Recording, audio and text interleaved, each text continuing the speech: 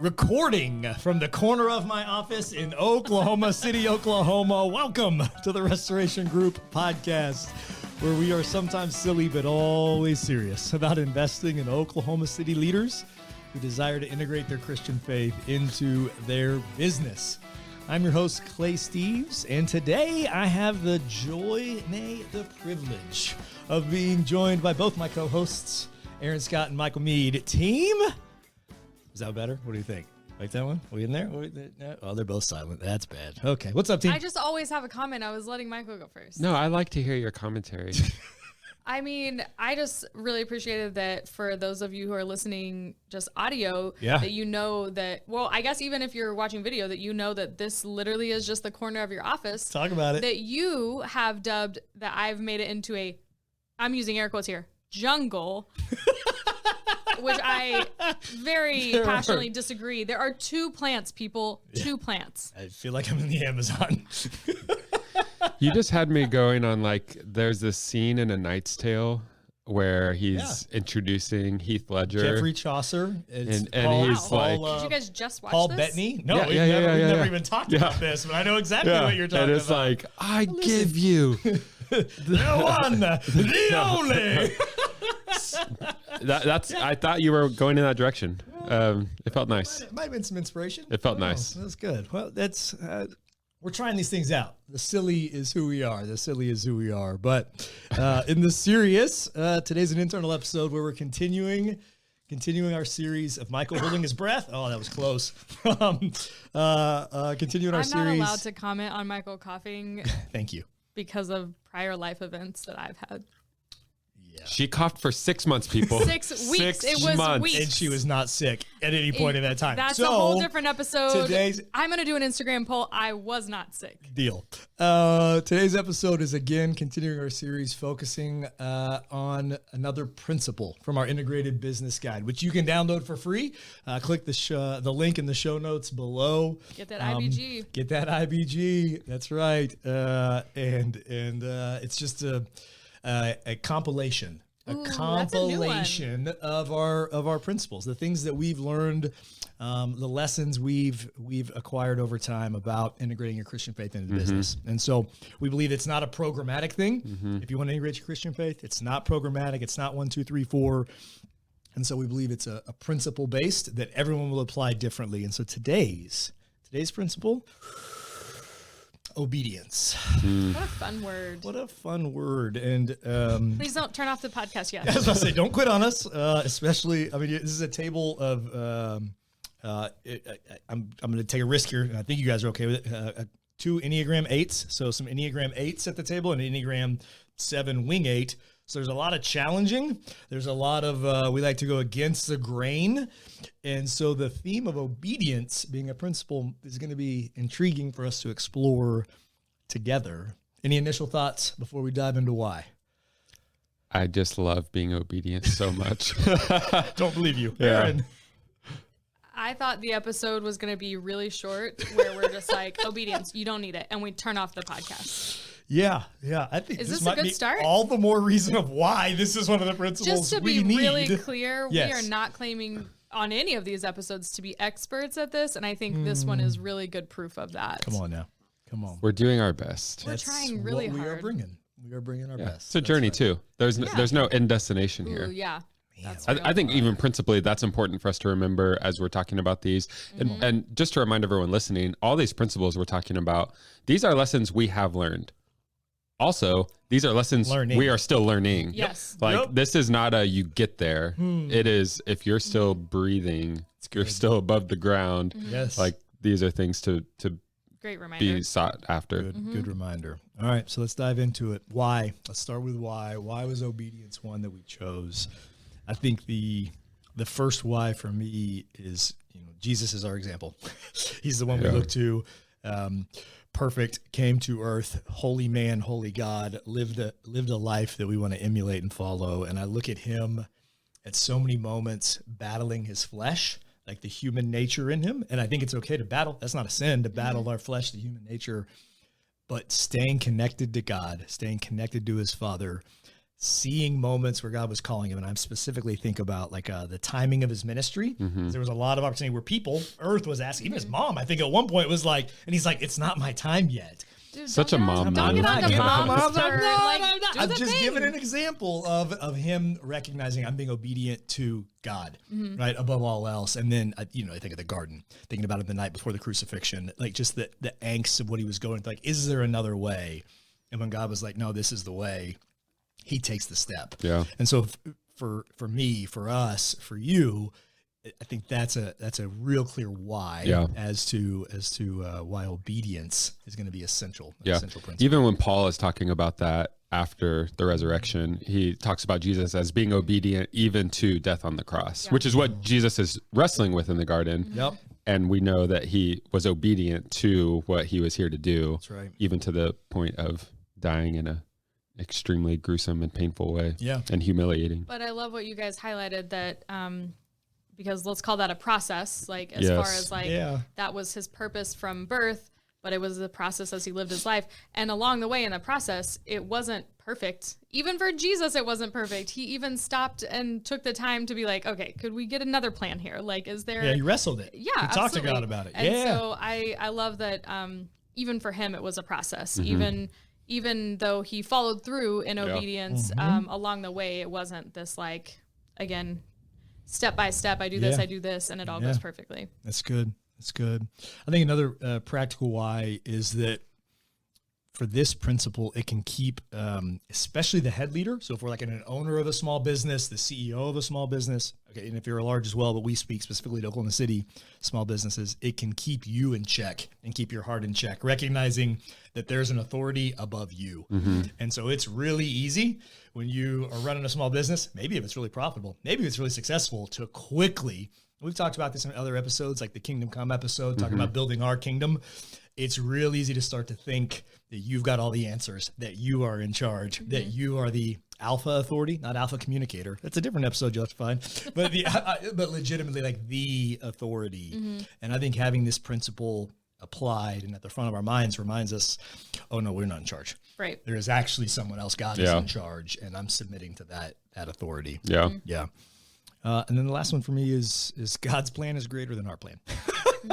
Obedience is greater than strategy. And that doesn't mean strategy doesn't matter, but on the why, like following God on things that won't make sense to human minds. Yeah. Obedience, God's plan is better than ours. It is higher than ours. So what do you guys think? What other examples, or why do you guys think obedience is a core principle for integrating one's faith in a business? I would probably just riff off of what you ended with there on, it's so easy for us to think our strategy and our plan is the thing, or even the most important thing. And especially, I think this is so important after you've had success. Ooh. Once some things have gone well for you. Yeah. Like, to have the audacity to think that that's just because of you is ridiculous in its own right. I did this, and then it worked. I know, I get it. That's why this is important. I know, to have that obedience, and you could even liken it to humility as well. I just think it's so crucial to remember, and I think it pairs well with the Kingdom Come episode. And if you haven't, you can go back and listen to that. Just talking about am I building my kingdom or am I building the kingdom, God's kingdom? Which one am I really contributing to here? And when you seek to be obedient, you are positioning yourself to be more likely to be about kingdom work for the kingdom of God, not just for Michael's kingdom. Yeah. I think obedience keeps you on the path. Yeah. Oh, sorry. No. Okay. I don't know. I've never said sorry for interrupting you before. I don't know what just happened. Never again. It won't happen again. I'm actually a little confused. Are you okay? Two things I'm going to just pile on top of humility of, I think obedience is us acknowledging our place, acknowledging that we are human and God is God. And so I think humility is a really big part of it. But something else I just thought of as you were talking was, as far as like building our kingdom versus the kingdom of God, as followers of Jesus, and I'm imagining some people listening might be involved in like their business provides a service to other people, or might even be like a nonprofit or something. And I think we can get caught in the like, but I'm doing something good. I think it's easy to make the example of like, I'm a successful business person, I'm making all this money, and maybe I'm too focused on, and I don't want to always associate money with, Good. you know, something negative, but whatever the case is, like a for-profit business and finding success and like, am I building my kingdom or the kingdom of God? But on the other end of that is like, but God, I work for this nonprofit and we're helping the homeless population, or we're advocating for those who don't have a voice, things like that. It can still sometimes become about us and look at this good thing that I'm doing. And, God, why aren't you opening up these doors? Like, I'm doing all the right things. Like, why aren't you providing in whatever way that I've imagined that you should? Yeah. Yeah, there's something in there about what the expected outcome is of obedience. We need to make sure we put a pin in that and come back to it. Because I think that's an essential topic on talking about this. We at the very beginning, everyone's like, yeah, obedience. And everyone was like, this is hard to talk about. This is going to be a challenge episode. Like why? What is challenging for you about the principle of obedience? Like, what's the hard to say, yes, I should be obedient. This should be applied. Yeah. Because we're Enneagram 8s. That's why. Okay. All right. That's a whole other episode that we have to unpack for anyone to get that. Yeah. I'll sign off on that. I have a 2-year-old, and he is just learning that he has a will that is sometimes different than my will for him as his father. And he's got a growing vocabulary, but one of his favorite words at the moment is no. And so we're at that season as parents where it's like, all right, buddy, we're going to go to the store. No. We're going to eat dinner, something you want. Right. No. And so that's the challenge, is that I am that 2-year-old. I just have a better vocabulary to express that I don't want this thing. And my will at times is different than the will of the Father, just like my son's will is different than my will for him at times. And it's hard to submit to that and to be obedient to that. And what I want to do is scream no and run down the hallway and hide, which is what my kid does. Take my ball and go home. Yes, that's what I want to do. Yeah. And as adults, we just have the tact to do that differently than a toddler. Yeah. But like, that's who I am at times, is the little 2-year-old screaming, no, I don't want to do this. That's why it's hard. I have really bad news for you. It just gets better. Yeah, that phase is not like a 2-year-old thing. I thought you were going to say, you're alone. You're the only person who's ever been through that. I'm You're like, what's not the bad alone news? in that. I just, as a parent to parent, that will not go away anytime soon. I thought by the time we hit 3, it was, I thought we were halfway there. Yeah, almost done. None of my kids ever say no to me. Yikes.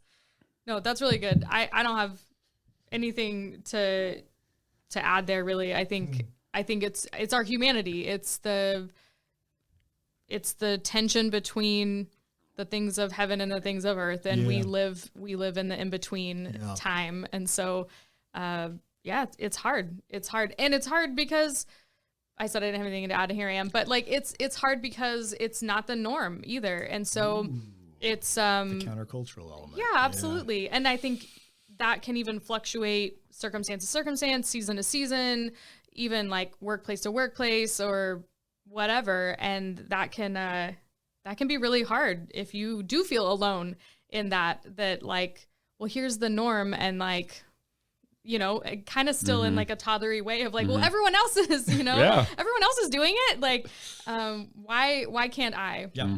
Yeah.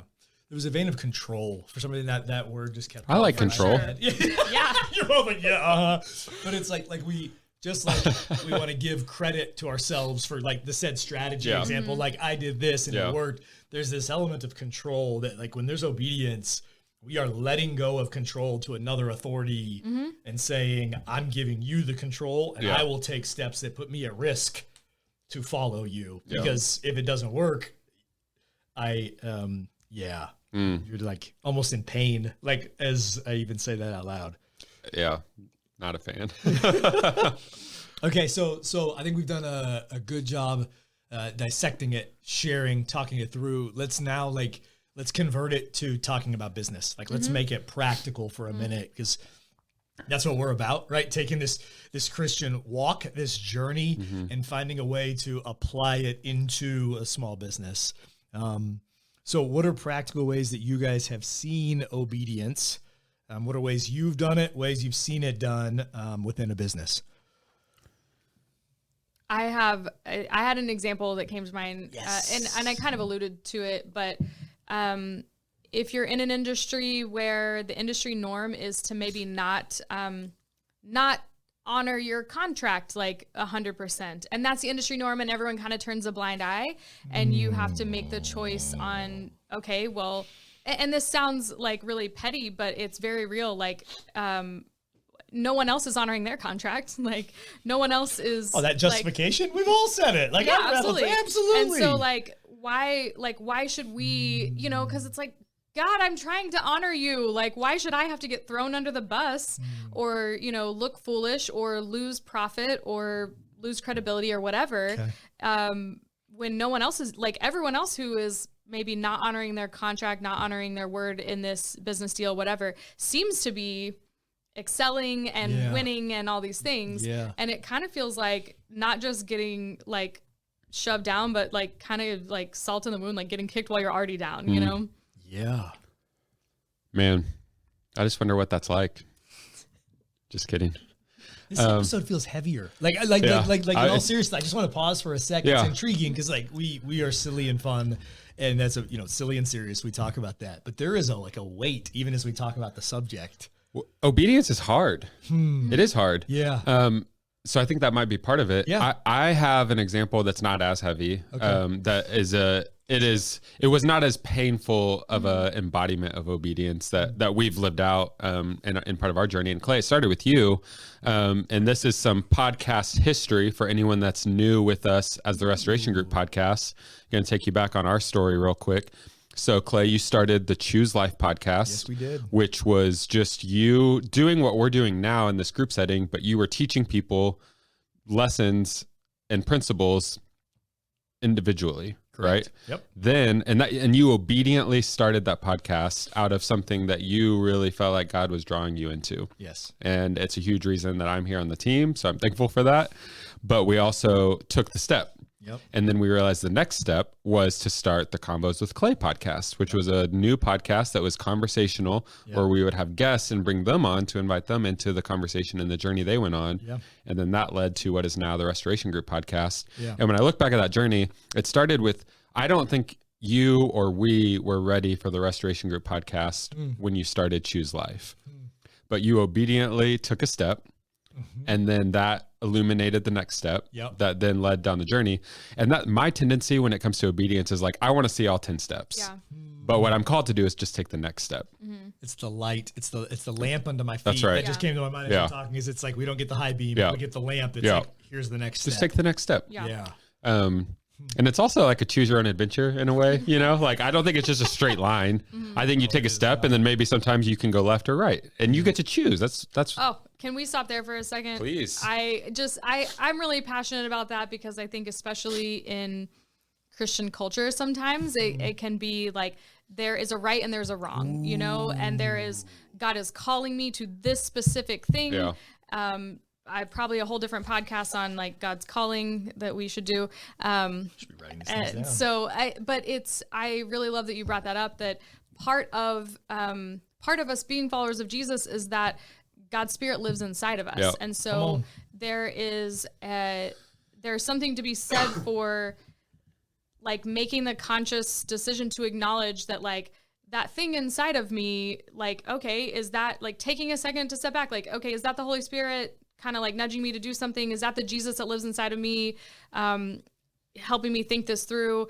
But I just always like to say, like, God is present either way. Even if we make what we think is, or what somebody would deem the wrong choice, like God is present. Like he is there. Can he use that wrong choice Absolutely on our not. journey? It's like, absolutely, yes. Right? And so he's present either way. And so this is a little bit veering off, but like he gives us the free will to decide. And often that doesn't mean decide between right and wrong. Often that means just decide a path, like just do something. And like, I am bigger than the nuances of whether I go left or right, Yeah. this is God speaking, not me, you know, of like, I will be there and I can work out the details Yeah. and I can do the things and just like make a choice, Yeah. you know? I will go left with you. Yes. I will go right with you. Yes. Come on. You pick. Yes. Or I am already on Yeah. the left. I Yeah, am yeah, already yeah. on the right. Yeah. And so like, let's freaking go. Yeah. Instead of being paralyzed by this, Yeah. and so I think this is the other end of the spectrum of like overthinking obedience. Sure. And When like, when you think there's one singular Yes. right answer. yes. That's so good. Which paralyzes you. That's Yeah. that's when you get in like the Absolutely. paralysis by analysis. That's so good. You get stuck in it. And that's why I think it's so important to take the step. Just take the just- messy step, stumble forward, and then just keep going. And Yes, sometimes you might need to because- turn around. Yes, and I love again that you brought that up because taking a step and then it's messy or it's not what you thought or whatever, it doesn't necessarily mean that you did the wrong thing Yeah. or that was a waste because maybe you do have to turn around or maybe you keep going down that path, but the stumbling and the figuring it out or the turning around and Yeah. looping back around is what enables us to grow our character, to grow as leaders and business people and all the things. And so it's not find the path that had no resistance. Yeah. It's just go on the path. Yeah.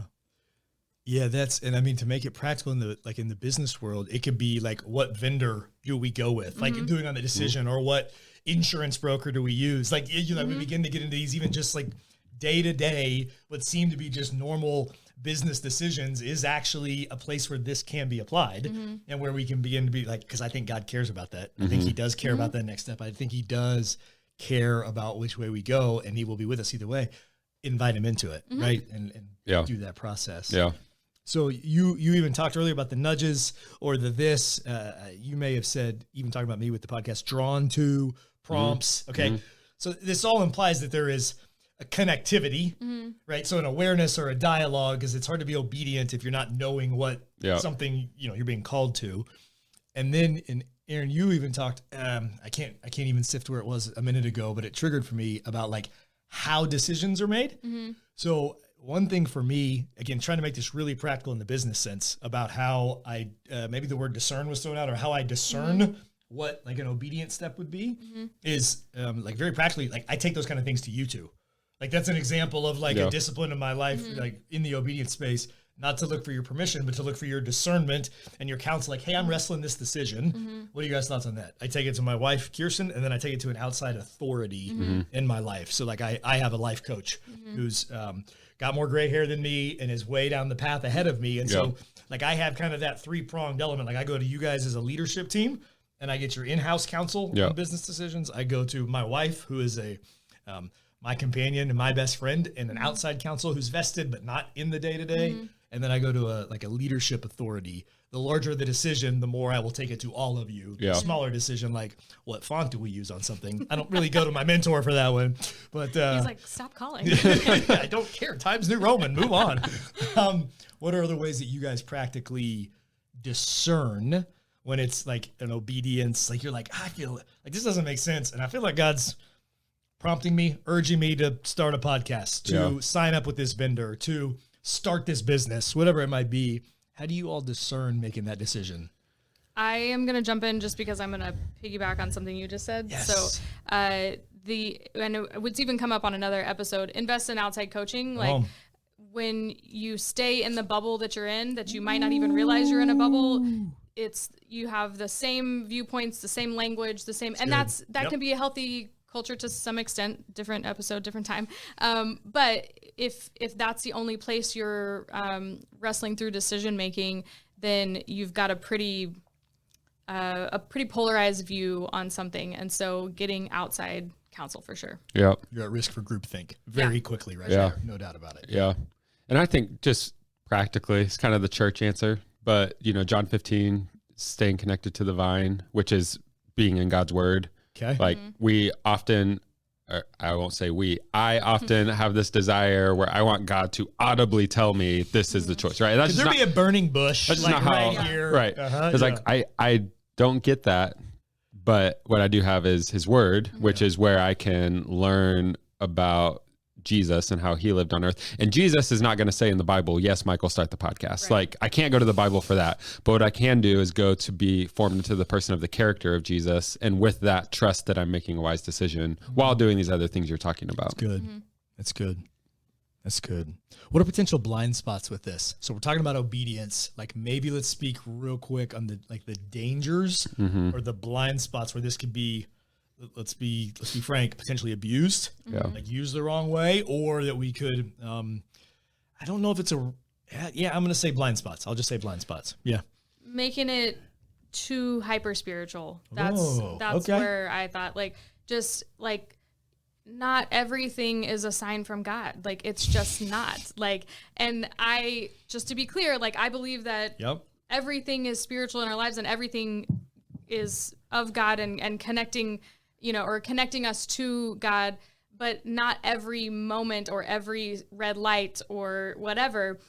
And I think sometimes we just have these ideas in our mind of and there's so many overused Christian phrases of well, God, if I'm not supposed to do this, close this door or open this door or whatever. And I mean, I can think of a very recent example. I won't use any specific names, but where someone who just joined our team, the door that was open for him was he got offered a different job and had accepted that job, and he works here now instead, And it's we can't just over spiritualize. Again, I think it just goes back to the God is with us either way. And I think that can be a huge blind spot is we're looking for things to be this hyper spiritualized experience when maybe it's just you got out of bed and you just did your normal day-to-day thing. And that is obedience in that you are I don't feel like I'm doing anything super amazing when I get out of bed and feed my kids breakfast and stuff like that. But that is what God has for me in this moment is being a mom, and that's a huge part of who I am. Yeah.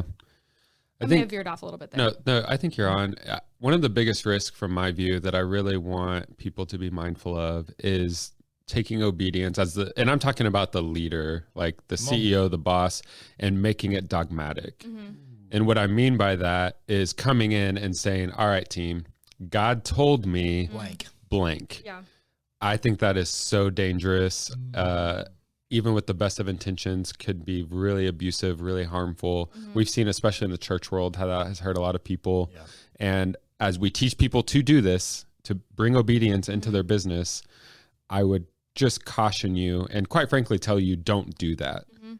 And if you really do feel that or believe that, I would really run it through a lot of filter. I just talked about a minute ago, of very wise counsel to figure out how to, because I also don't want to limit that may not be, that could be true. Totally. Because I do believe God cares and I do believe he guides us. And so that can be, and at the same time, I think that I agree with you. 100%. Just the but risk. The goal is obedience to God, not obedience to a leader. Ooh, that's a big difference, but a very fine line sometimes. Yeah. Yeah. The one I would add in is don't apply obedience for other people. That's God told me, Michael, that you are supposed to blank. Yeah. I think that's personally, especially in a work setting, I think that is a very dangerous place to do this. And if you felt that, I'm going to encourage you again to go heavy into the filter of discernment and wisdom to help you be able to navigate and discern how you should lead through that, or if you should be sharing and leading through that. So, even hiring, hey, Aaron, God told me that this was a job you're supposed to take. Just be careful. Don't do that. Yeah, that's good. But let's also be obedient. Stay connected to the vine. Right? That's good, guys. Thanks for sharing. Any other final thoughts before we land this plane? I think I would just want to free people from the inadvertent pressure we might apply when talking about this, that there's a perfect way to do this, and that you're probably never going to feel like you're being perfectly obedient, or that you're always making the right decisions, or that you figured this out. That's not the goal. Don't strive for that. Strive to be connected to Jesus, to surround yourself with wise counsel, and to do your best, knowing that you're going to stumble through it, but that's what obedience is. So just to be encouraged by that, and don't let it be a burden that you shouldn't be carrying. Yeah. I think just reiterating some of the stuff there at the end of obedient, who am I seeking to be obedient to? Is it to God? Is it to a leader or an authority in my life? And then on the other end of that, who am I asking the people under my authority to be obedient to? Is it to God or is it to me? That's good. Good thoughts. we teased it earlier, and I said we put a pin in it, and we didn't come back to it. But I'd close with don't temper your expectations of the results of obedience. Yeah. Because especially in a business setting, and when we're talking about integrating your Christian faith into the business, when we apply this, like I fall in the trap. I won't put on anybody else, and so that I fall in the trap of, oh, I clearly am feeling this prompt. I take X step. This will be a result. And often that's a very quick way to the like prosperity concept, or I do this, I get return. It becomes like a transaction. And that's not what this is. This is about less of us, more of him. This is about losing ourselves to follow him. Yeah. And so obedience is about being obedient to the Father. Everything we talked about at the beginning. And the result might be, as you talked about, more pain and hurt. It might be less profit. It like legitimately. It might be that. So just own the next step. Yeah.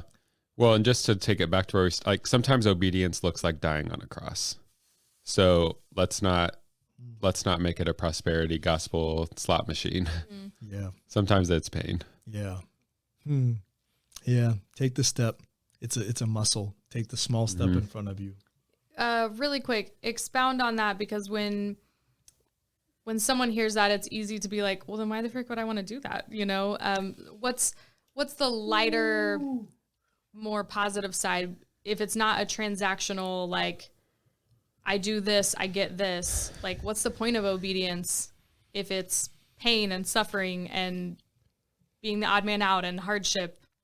Sure. I do think there's times that obedience yields a desirable reward. For sure. So that I'm so cautious with Clay of like thinking that that's the expectation every time. Yeah. And it's like, if that's not happening, then I'm either not doing it right or it's not working. And so it's more speaking to our current culture of like the desire for instant gratification, immediate results, success as we define it in America. So obedience can yield desirable results. Yeah. I think that, you know, if we're talking to followers of Christ, which I don't expect everyone in our audience is, but we're clear that we're trying to help people integrate their faith into their business. So I think a lot of our audience would agree that that's something that matters to them. Like the life of following Jesus is submitting to a higher will or authority, which is God, and to become like Jesus and to develop his character, the fruit of the Spirit. And so I think obedience to God turns me into more of Jesus.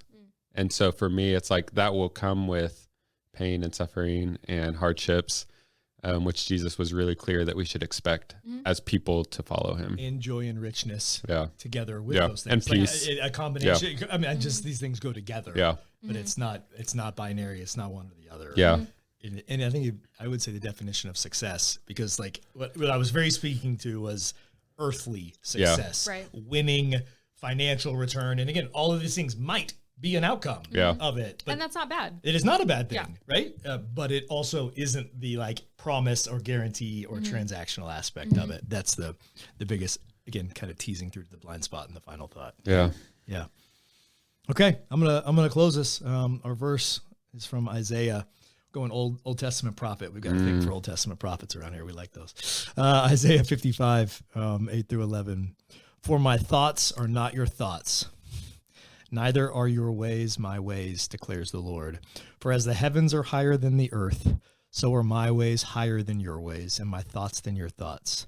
For as the rain and the snow come down from heaven and do not return there, but water the earth, making it bring forth and sprout, giving seed to the sower and bread to the eater, so shall my word be that goes out from my mouth. It shall not return empty. There's success. But shall accomplish that which I purpose, and shall succeed in the thing for which I sent it. Thanks for joining us today. Thanks for sharing your time with us. And until next week. Thanks for tuning into our show. If you want to learn more about how you can integrate your faith into your business, download our integrated business guide for free by clicking the link in the show notes below. Thanks again for joining us, and we'll see you next time.